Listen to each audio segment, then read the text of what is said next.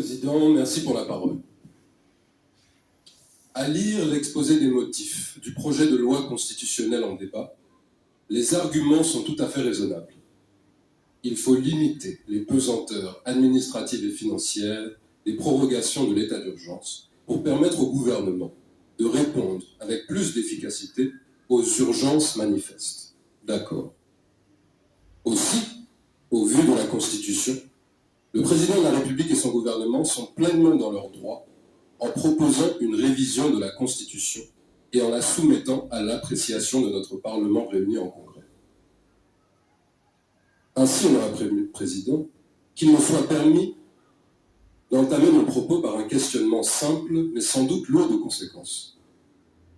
Quelle est cette urgence qui a justifié tant de précipitation dans la procédure en cours pour la révision de la Constitution ?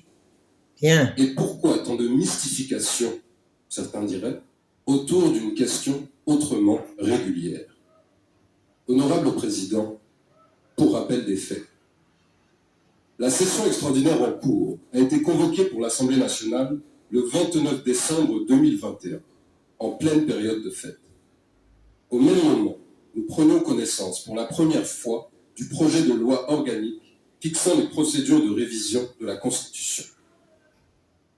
Moins de 24 heures plus tard, après des travaux éclairs en commission, l'examen et l'adoption de cette loi organique a été engagé, en violation, semble-t-il, de l'article 151 de la Constitution qui impose un délai de 15 jours avant qu'une loi organique puisse être soumise aux délibérations et au vote, logiquement pour que les parlementaires aient le temps de s'en imprégner.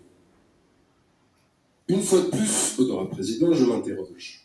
Quelle est cette urgence, le cas échéant, qui a justifié une procédure accélérée sur cette question? Est-ce simplement l'impréparation du gouvernement, qui a quand même attendu la 32e prorogation de l'état d'urgence pour agir sur cette question? Ou est-ce autre chose? Il s'est de souligner que l'état d'urgence a été prorogé le même jour, offrant ainsi au gouvernement au minimum 20 jours à partir du 30 décembre pour se défaire du poids administratif et financier d'une énième prorogation, par le biais du projet de révision qui nous concerne. À présent, nous voici devant le fait accompli, engagés dans un processus non plus démocratique, mais oligarchique, censé voter par un simple oui ou non les révisions de notre loi fondamentale. Car nos collègues de la majorité nous expliquent, à coup malheureusement d'ambiguïté juridique, que la procédure de révision constitutionnelle par le Parlement réuni en Congrès n'est rien de plus qu'un référendum indirect, sans débat réel sur les révisions proposées, sans possibilité d'amendement, sans participation des parlementaires non inscrits et sans même le temps de sonder nos électeurs avant d'engager leur voix sur des questions fondamentales. Voilà, honorable Président, la conséquence la plus grave de cette précipitation. Des révisions constitutionnelles qui peuvent aujourd'hui se faire sans l'accord avéré du peuple souverain.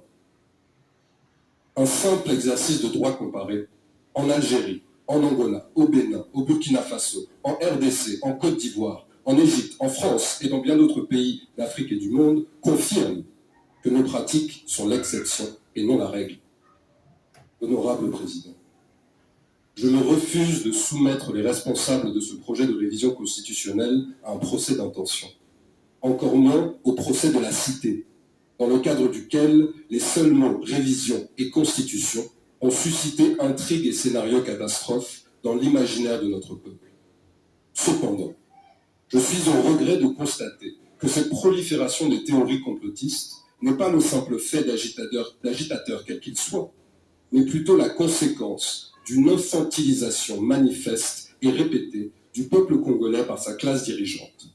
Infantilisation et manipulation qui désormais s'appliquent à nous parlementaires, dérobés que nous sommes des prérogatives de représentation, de législation, de contrôle sur l'action du gouvernement qui sont les nôtres pour n'avoir à dire que deux petits mots, oui ou non. Bien. Quand bien même le président de la République nous appelle à la maturité, et quand bien même le gouvernement nous appelle à lui faire confiance et à placer le destin de notre pays dans ses mains, donner des valeurs républicaines et patriotiques, ces agissements, devenus beaucoup trop fréquents dans nos institutions, sont non seulement contradictoires, mais nous déshonorent tous. Bien. Honorable Président, nous aurions pu avoir un débat franc, responsable et constructif sur la révision de l'article 157 de la Constitution, tant sur sa lettre que sur son esprit. Nombreux, par exemple, inquiètent des 90 jours. Mais que veulent réellement dire ces 90 jours quand on sait, par exemple, qu'en Égypte, malgré l'existence de cette même limite, l'état d'urgence s'est appliqué sans discontinuité pendant 31 ans, de 1981 à 2012. Par conséquent, un questionnement peut-être plus intéressant serait d'abord de comprendre que représente cette limite de temps. Quel est son rôle à cet endroit dans notre Constitution?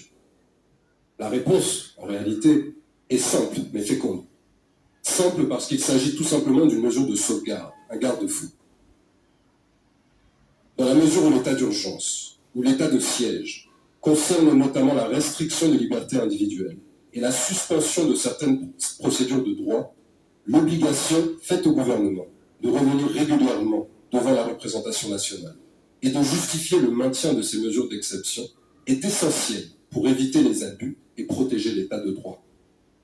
Il s'agit là de la séparation et de l'équilibre des pouvoirs institutionnels de notre pays, principes cardinaux d'un régime républicain qui prévoit, entre autres, non pas que les personnes au pouvoir sont nécessairement mal intentionnées, mais que leurs capacités de nuisance seront contenues s'il s'avère qu'ils le sont. Honorable Président, ce débat aurait pu avoir lieu. Il aurait même pu accoucher d'échanges et de propositions capables de lever les intrigues, d'améliorer le texte et de rassurer tous ceux qui, de manière totalement légitime, s'inquiètent pour l'état de droit dans notre pays. Malheureusement, plutôt que de croire en la maturité, en la responsabilité de nos compatriotes, le choix s'est porté sur la dissimulation, la précipitation injustifiée et le mépris du processus parlementaire, le tout pour un passage en force qui ne s'explique pas et qui alimente les psychoses au sein de notre société. Pire, en réduisant notre Parlement à une simple caisse d'enregistrement et en ayant rendu quasi frivole la procédure de révision de la Constitution, l'attitude adoptée est une attitude qui dévalorise et déstabilise notre loi fondamentale, au mépris, disons-le, de toutes les tragédies qu'a connues notre pays au cours de son histoire en raison de conflits constitutionnels et des instrumentalisations politiques. Mais surtout, cette attitude est un choix qui pèsera comme une épée de Damoclès sur la cohésion et sur la paix, non pas seulement de la nation que nous sommes aujourd'hui, mais surtout de celle que nous voulons être demain. Honorable Président, quelle triste ironie ce serait si cette toute première révision de la Constitution, portant sur un régime d'exception qui suspend les libertés, soit aussi celle qui établit un précédent antidémocratique, conflictogène et dangereux relatif aux révisions de la Constitution. Sachant que nous avons proscrit la force au profit de la raison, de grâce, Honorable Président, ne laissons pas cette manière de faire devenir la norme dans notre pays. Comprenez, Honorable Président, chers congressistes, que la tentation de rejeter purement et simplement ce projet de révision de la Constitution, non pas sur les mérites de l'amendement, mais sur la base des faits su démontrés, est grande, très grande. Nous, groupe parlementaire UPADES et alliés, que j'ai l'honneur de représenter en ma qualité de président du groupe, sommes disposés, une fois de plus, à donner la preuve de notre sens aigu des responsabilités républicaines. Nous n'en demandons pas plus de votre part. Prenez l'engagement, ici, de rendre plus conciliant et démocratique le processus de révision de la Constitution, censé garantir les libertés, la paix, la stabilité et l'unité nationale d'un État de droit, ou accepter qu'elle devienne une arme politique de plus qui alimentera les conflits pour des années à venir. Créons enfin, Honorable Président, les conditions nécessaires pour avoir une loi fondamentale stable que nous pouvons tous soutenir et respecter. Tel serait, à mon sens, le plus bel héritage que nous pourrions laisser au Congo que nous voulons être demain.